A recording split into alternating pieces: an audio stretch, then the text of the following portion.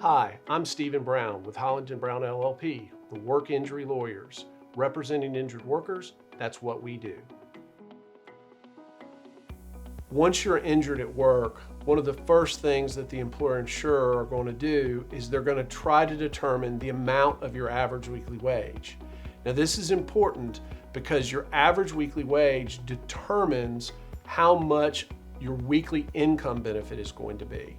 So it's 2/3 of your average weekly wage is what you're paid per week if and when you become totally disabled. So for example, if your average weekly wage is $600 per week, then every week you're out of work, you'll receive a check for $400 or 2/3. There are actually three methods for determining average weekly wage, and by statute, we have to take them in order. So the first method is we take the average of the 13 weeks of wages of the injured worker. So we go back 13 weeks, which is 3 months. We add all of those gross wages together, divide by 13, that becomes the average weekly wage. This is the method that is always used first.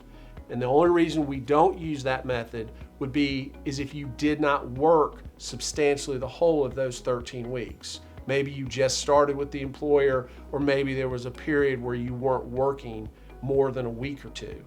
So we then would have to move to the second method. The second method is we would take the wages of a similarly situated employee, meaning someone that works for the same employer who generally does the same job that you do. We would take that person's wages, divide by 13, then that would become your average weekly wage.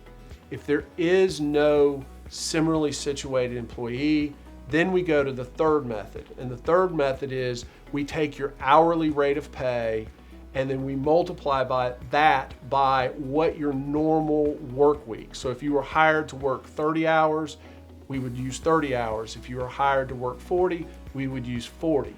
So if you were, say, being paid $15 an hour, and we use that weekly time of 40 hours, then that would be $600.